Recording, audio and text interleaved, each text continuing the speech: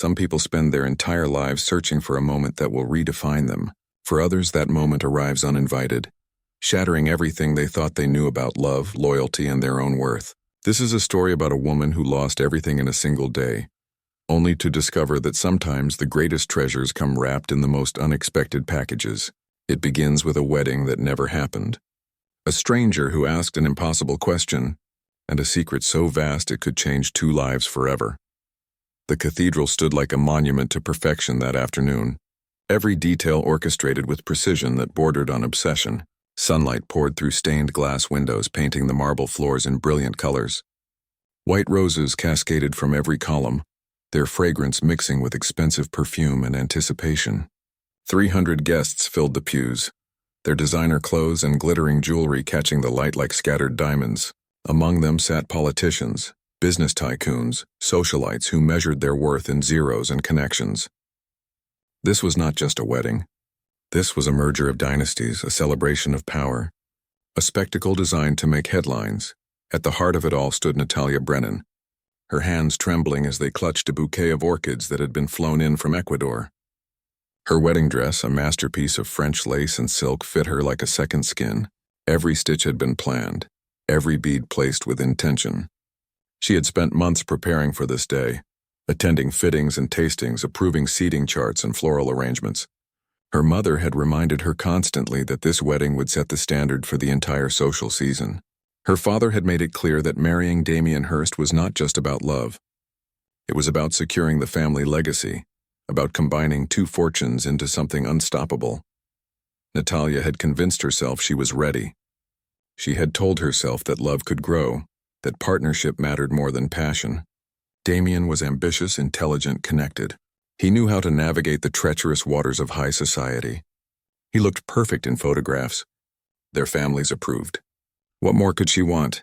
But as she stood there listening to the organist play the same melody for the fourth time, doubt began to creep through her carefully constructed certainty like water through cracks in a dam. Damien was late. Not fashionably late, but genuinely disturbingly late. Guests were beginning to whisper, their polite smiles faltering. Natalia could feel hundreds of eyes on her, assessing, judging, pitying. She kept her expression neutral, the way she had been taught since childhood. Never show weakness, never let them see you sweat. But inside, her stomach twisted with a feeling she could not name. Was it anger, fear, or something worse, something that felt uncomfortably like relief? When the cathedral doors finally opened, Natalia felt her heart leap with hope that quickly curdled into horror. Damien walked in, his suit impeccable, his expression cold. But he was not alone. Beside him, wearing a dress the color of midnight, was someone Natalia knew too well. Vivian Sterling, her roommate from university, the woman who had held her hand through breakups and celebrated her engagement with champagne and tears. The woman she had asked to be her maid of honor. The cathedral went silent. Even the organist stopped playing, her hands frozen above the keys. Natalia watched as if from very far away as Damien and Vivian walked down the aisle together, their steps synchronized, their fingers intertwined.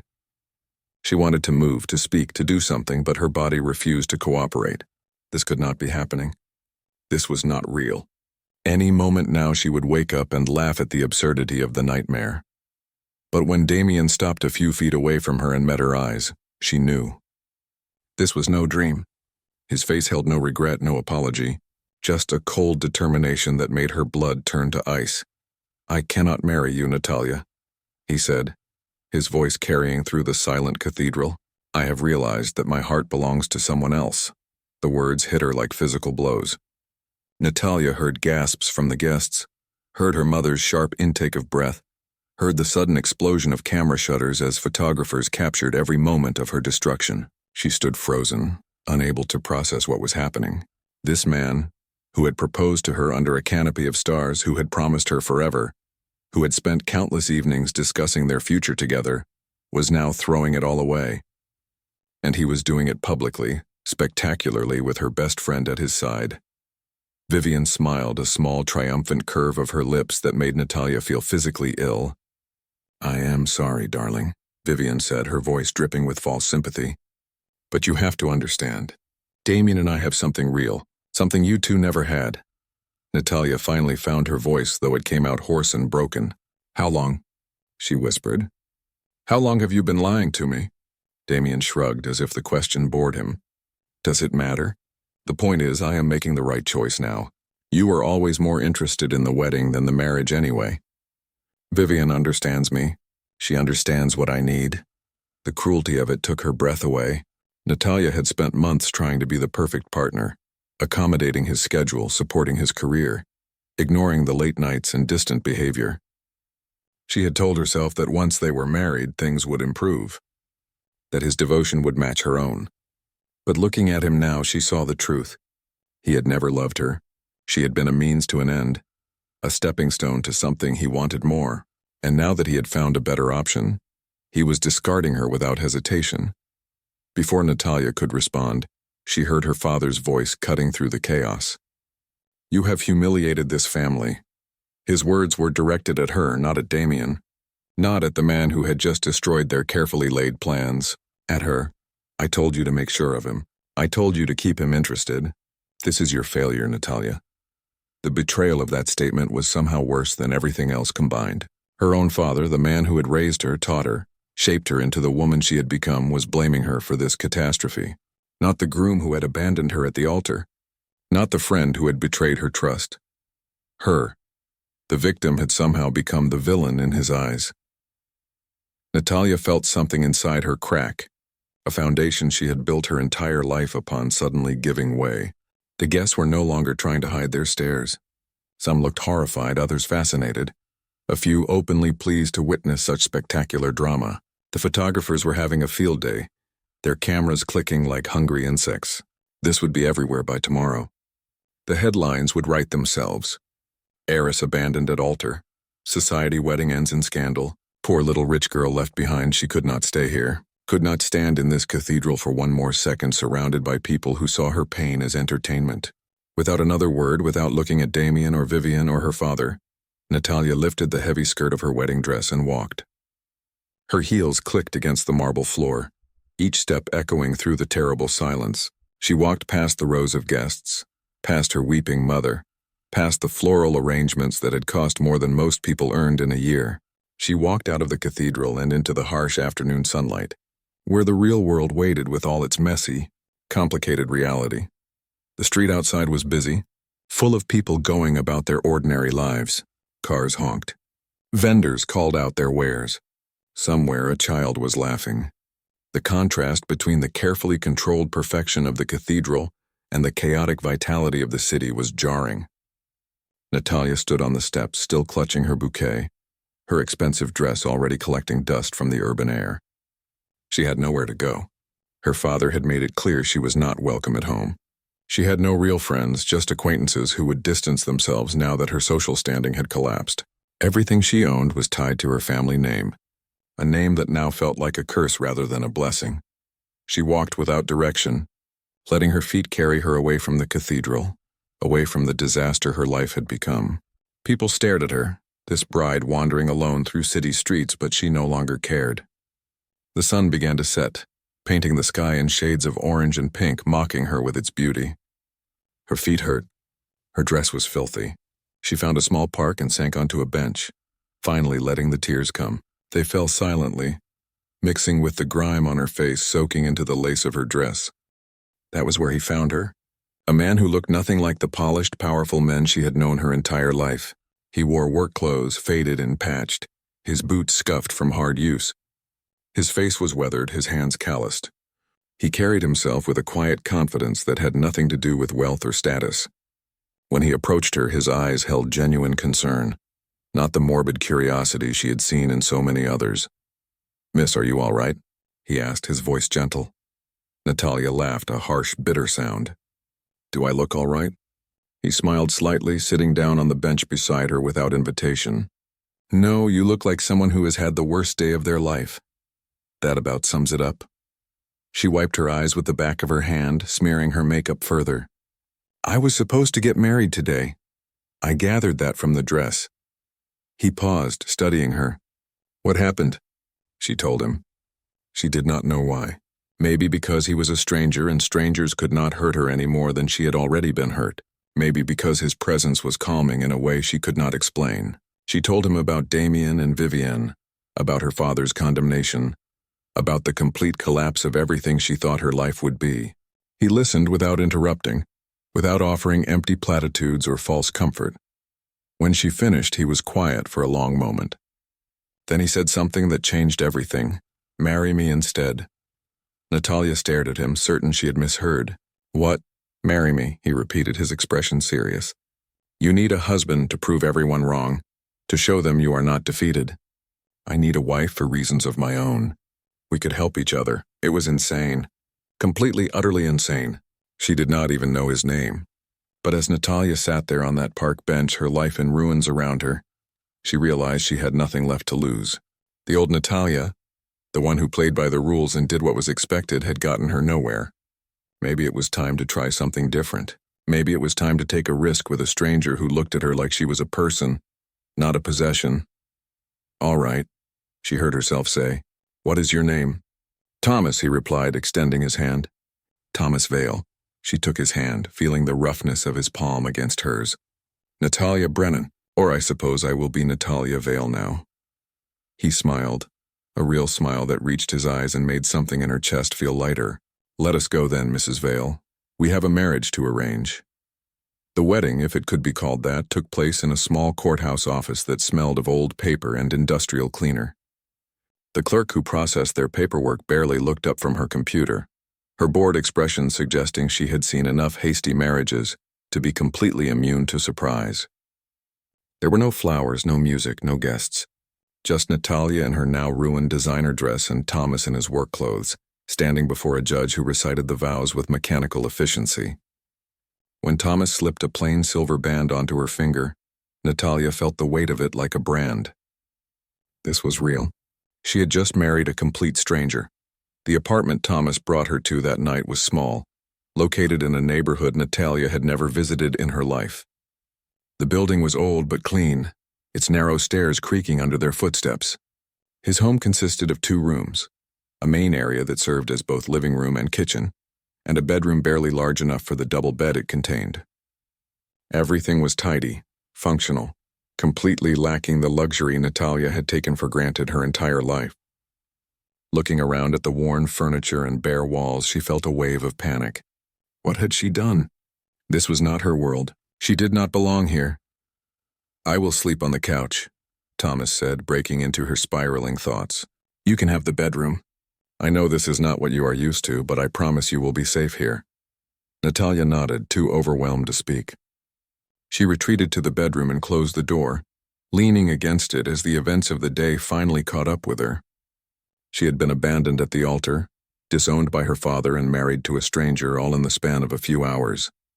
It felt surreal, like she was trapped in someone else's life. She looked down at the simple ring on her finger, so different from the 5-carat diamond Damien had given her, the one she had left behind in the cathedral. That ring had represented everything she was supposed to want. This one represented everything unknown. Sleep did not come easily that night. Natalia lay in the unfamiliar bed, listening to the sounds of the city outside, so different from the quiet of her family estate. She could hear Thomas moving around in the other room, the soft sounds of him preparing for bed. She found herself wondering about him, about what could possibly motivate a working-class man to marry a disgraced heiress. He had said he needed a wife for reasons of his own, but what reasons? What did he hope to gain from this arrangement? Morning brought no answers, only the harsh reality of her new circumstances. Natalia woke to find Thomas already gone, a note on the kitchen counter explaining he had left for work. He had left money for food and a key to the apartment. Looking at the small pile of bills, probably everything he had, Natalia felt shame wash over her. She had grown up spending more on a single pair of shoes than he probably earned in a week. How was she supposed to survive in this world? The days that followed were a brutal education. Natalia had never cooked a meal, never cleaned a bathroom, never done her own laundry. Tasks that others performed without thought became monumental challenges. She burned rice, flooded the bathroom floor trying to fix a leaky faucet, and shrank Thomas's only good shirt in the wash. Each failure reminded her of how useless her expensive education had been. She knew how to host a dinner party, but not how to make dinner. She could discuss art and literature, but could not operate a mop properly. Her old life had been full of hollow skills, Impressive on the surface, but meaningless when faced with actual survival. Thomas never complained. He came home each evening exhausted from physical labor, his clothes dirty and his body aching, but he always greeted her with patience. When she apologized for the ruined meals, he simply ordered takeout and ate with her at the small table, asking about her day. When she broke down crying over the laundry mishap, he just smiled and said he had been meaning to buy new clothes anyway. His kindness, so different from the conditional affection she had known her entire life, confused her. What did he want from her? Men always wanted something. 2 weeks into their strange marriage, Natalia finally asked him directly. They were sitting together after dinner, a rare moment of quiet. "Why did you do it? Why did you marry me?" Thomas was silent for a long moment, his eyes distant. "My mother," he said finally. "She is sick. She has been asking me for years to settle down, to find someone. She does not have much time left, and I wanted to give her the peace of knowing I would not be alone." He looked at Natalia, his expression unreadable. "I know it sounds manipulative using you like that, but when I saw you in that park looking so lost, I thought maybe we could help each other. You needed an escape and I needed to give my mother a final gift." The honesty of it was startling. Natalia had expected lies or evasion, but Thomas had given her the simple truth. It made her feel ashamed of her own suspicions. "I would like to meet her," she said quietly. Thomas's face brightened. "Really? Really? If I'm going to be part of this family, even temporarily, I should know her." They visited his mother the next day. She lived in a care facility on the other side of the city, a cheerful place with sunny rooms and kind staff. Clara Vale was a tiny woman with white hair and eyes the same warm brown as her son. Despite her obvious frailty, she radiated a gentle strength. When Thomas introduced Natalia as his wife, Clara's face lit up with joy so pure it made Natalia's heart ache. "Finally," Clara whispered, reaching for Natalia's hand with fingers that trembled. "Finally, my stubborn boy found someone. Come here, child. Let me look at you." Natalia sat beside the bed, holding Clara's hand, and found herself talking more openly than she had in years. Clara asked about her family, and Natalia told her everything, about the wedding disaster, her father's rejection, the desperate choice she had made. She expected judgment but found only understanding. "Life has a funny way of putting us where we need to be," Clara said softly. "Sometimes the worst moments lead us to the best people. My son is a good man, Natalia. He will take care of you if you let him." Over the following weeks, Natalia visited Clara often, sometimes alone when Thomas was working. They talked about everything and nothing, about books and music and dreams. Clara told her stories about Thomas as a boy, about his father who had died when Thomas was young, about the struggles they had faced and overcome together. Through these conversations, Natalia began to understand the man she had married, not just his actions but the values that shaped them. Thomas worked hard because his mother had taught him the dignity of labor. He was kind because she had shown him kindness even when they had nothing. He was honest because lies had no place in their household. But even as Natalia grew closer to Clara, she could not shake the feeling that something was not quite right about Thomas himself. There were small inconsistencies that bothered her. The way he spoke with a vocabulary that seemed too refined for someone with his background. The books on his shelf, philosophy and economics mixed in with popular fiction. The way he carried himself when he thought she was not watching, with a confidence that did not match his humble circumstances. And then there were the phone calls he would take in the other room, his voice dropping to a whisper, his expression guarded when he emerged. One evening, Natalia was cleaning the apartment when she found a receipt tucked into one of Thomas's jacket pockets. She pulled it out absently, intending to throw it away, but the numbers made her freeze. It was from an art auction, a receipt for a painting that had sold for over $2 million. The buyer's name was listed as T. Vale. Natalia stared at the paper, her mind struggling to make sense of what she was seeing. $2 million. That was more money than most people saw in a lifetime, and Thomas had spent it on a single painting. But how? He worked construction. They lived in a tiny apartment. They survived on a budget so tight that an unexpected expense meant going without other necessities, unless everything was a lie. The thought sent ice through her veins. Natalia sat down heavily on the couch, the receipt clutched in her hand, her mind racing through every interaction with Thomas, looking for clues she had missed. The expensive watch he never wore but that she had glimpsed once in his drawer. The way waiters sometimes seemed to recognize him when they went out to eat. The phone calls conducted in private. The calm confidence that came not from contentment with his lot in life, but from knowing he could change it whenever he chose. Thomas was not who he pretended to be. But if he was not a struggling laborer barely making ends meet, then who was he? And more importantly, why was he lying? When Thomas came home that evening, Natalia was waiting for him, the receipt on the table between them. He saw it immediately, his expression flickering through surprise and resignation before settling into calm acceptance. "I suppose it was bound to come out eventually," he said, sitting down across from her. "Who are you?" Natalia's voice was steady despite the turmoil inside her. "And do not tell me you are just Thomas Vale, construction worker." "That receipt says otherwise." Thomas sighed, running a hand through his hair. "You are right. I have not been completely honest with you. My full name is Thomas Vale Hartford. My family owns Hartford Industries. We manufacture technology components, supply chains for most of the major corporations in this country. I am worth approximately $8 billion. The number was so absurd that Natalia almost laughed. $8 billion. That made her family's wealth look like pocket change. But the anger building inside her was no joke. "You have been lying to me this entire time? Letting me think you were poor, letting me struggle, watching me fail at basic tasks while you pretended to be something you are not." "It was not like that," Thomas protested, but Natalia cut him off. "Then what was it like? Explain to me how this was anything other than a cruel game." "I wanted to know what it felt like to be normal," Thomas said quietly. "I have spent my entire life surrounded by people who want something from me.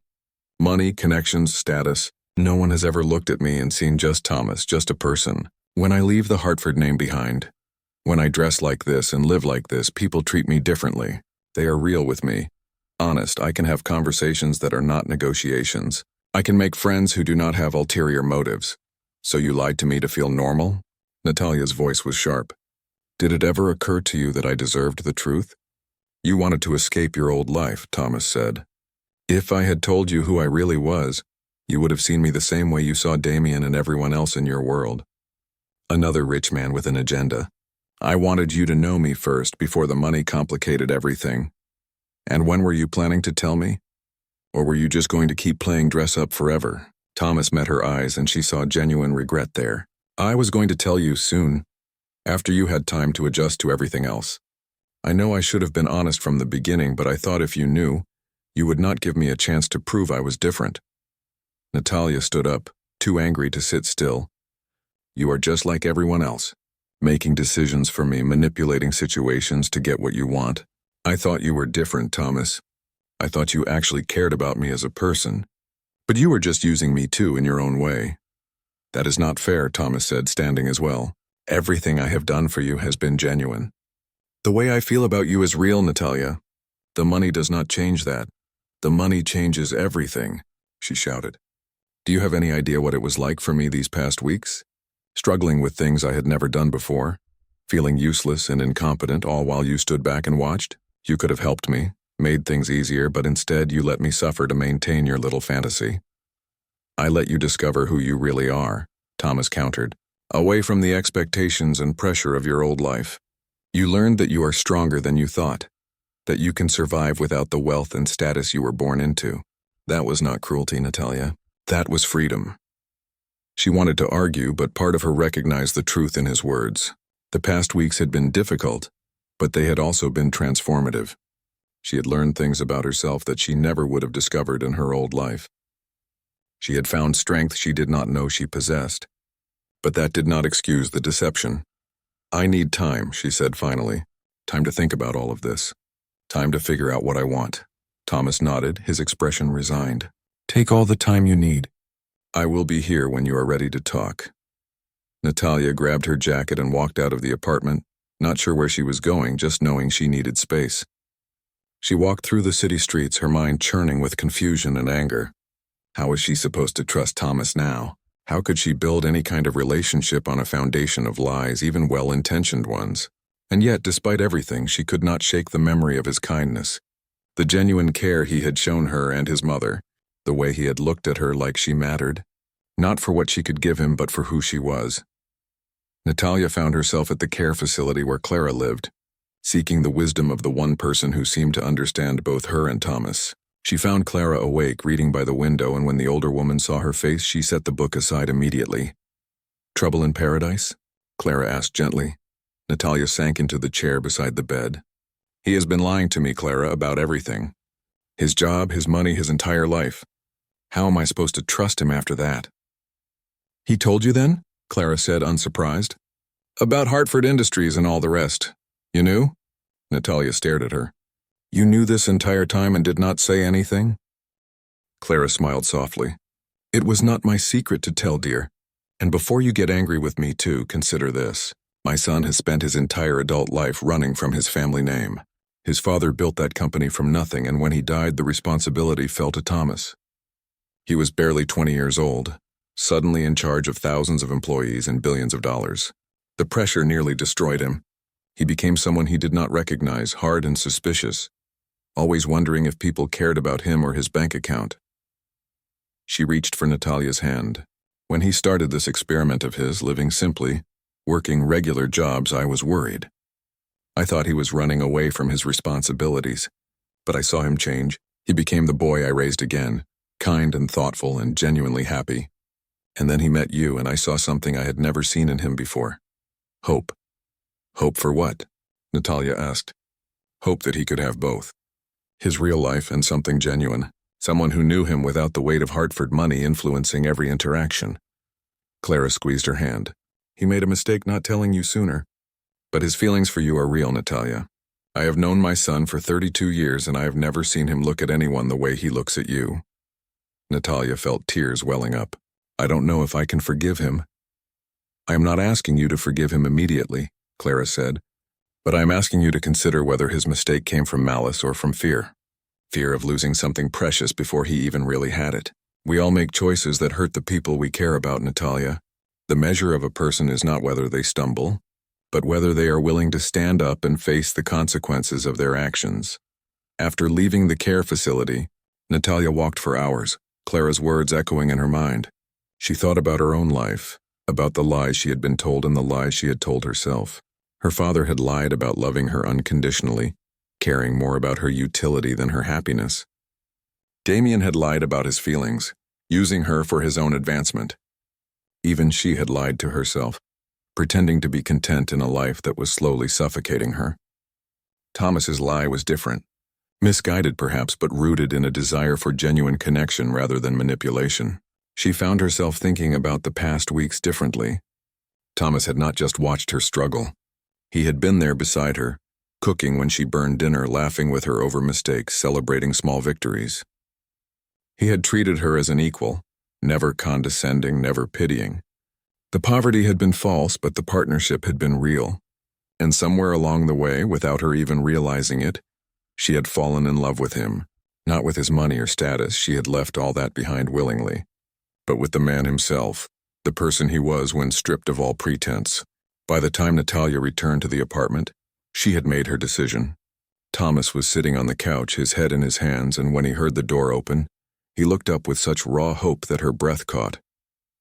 He looked vulnerable in a way she had never seen, the confident mask completely gone.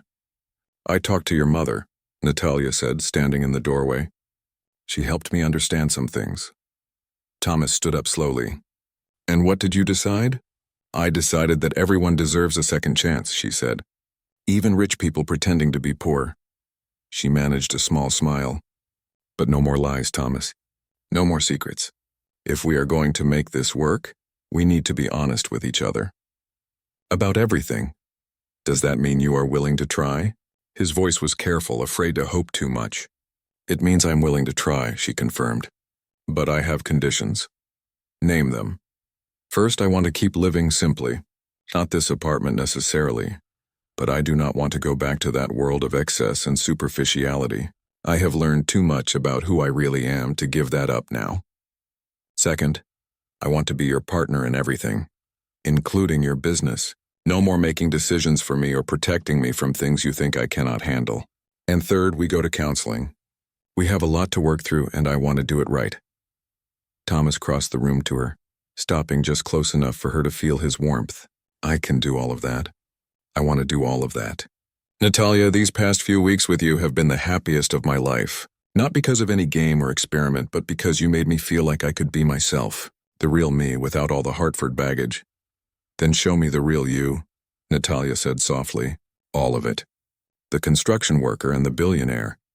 The son and the businessman. I want to know every part of you, Thomas. Can you do that? Yes, he said simply. Starting now. No more masks, no more pretending. Just us figuring this out together. He pulled a small box from his pocket, opening it to reveal a ring that took her breath away. It was a simple design, a single diamond set in platinum, but it was clearly worth a fortune. This was going to be my mother's gift to her daughter-in-law. She gave it to me weeks ago, but I have been too afraid to offer it to you, afraid that it would change how you saw me. But I want you to have it now, not as a bribe or a trick, but as a symbol of what I hope we can build together. Will you wear it? Natalia looked at the ring, then at the plain silver band already on her finger. Can I keep both? She asked. The fancy ring and the simple one? Because I think I need both parts of this story, the fairy tale and the reality. Thomas smiled, and it was like the sun breaking through clouds. You can have whatever you want, Natalia. Always. He slipped the diamond ring onto her finger beside the silver band, and Natalia realized that Clara had been right. Life did have a funny way of putting people where they needed to be. She had lost everything, her family, her status, her old identity. But in losing it all, she had found something infinitely more valuable. She had found herself, and she had found a man who loved her not for what she represented, but for who she truly was. The next few months were a period of adjustment. Thomas introduced her properly to his business world, not as decoration, but as a genuine partner. Natalia discovered she had a talent for the strategic thinking required in corporate negotiations. Her years of navigating social politics translating surprisingly well. They split their time between a modest townhouse Thomas owned and the penthouse that served as his official residence, finding a balance between simplicity and comfort. They visited Clara every day, and Natalia came to love the wise woman who had raised such a remarkable son. When Clara passed away peacefully in her sleep 6 months later, they grieved together, finding strength in their partnership. At the funeral, Natalia met Thomas's business associates and family members, many of whom had not seen him in years. They were surprised by his choice of wife, a disgraced socialite with no apparent fortune. But Natalia held her head high, secure now in the knowledge that her worth was not determined by anyone's opinion. One evening, as they sat together watching the sunset from their townhouse balcony, Thomas turned to her with a serious expression. I have been thinking about something, he said. About what we do next. What do you mean? My mother always said that wealth was a responsibility, not just a privilege. She wanted me to use the Hartford money to make a real difference. I have been so focused on running the business that I have neglected that. But with you beside me, I think we could do something meaningful. Natalia considered this. What did you have in mind? A foundation, focused on helping people who have been abandoned or rejected by their families, young people especially, who need support and resources to build new lives. We both know what it feels like to lose everything. Maybe we can help others survive that experience and come out stronger on the other side. The idea resonated deeply with Natalia. She thought about her own journey, about how different things might have been if she had not met Thomas in that park. I love it, she said. Let's do it. They spent the next year building the foundation from the ground up, pouring their energy and resources into creating something that would outlast them both. Natalia found purpose in the work, using her own experience to shape programs that addressed not just financial need, but emotional healing. They provided scholarships, counseling, job training, and mentorship. The foundation became her passion, her way of transforming her own pain into something constructive. One afternoon, while touring one of their new community centers, Natalia encountered someone unexpected. Vivian, looking tired and uncertain, stood in the lobby clutching an application form. Their eyes met, and Vivian looked ready to bolt, but Natalia held up a hand. Wait, she said. Please. They found a quiet corner to talk, and Vivian's story came tumbling out. Damien had left her within months of their wedding, moving on to yet another conquest. Her family had been furious about the scandal, cutting her off financially. She had been struggling to survive, too proud to ask for help, until she heard about the foundation and decided to swallow that pride.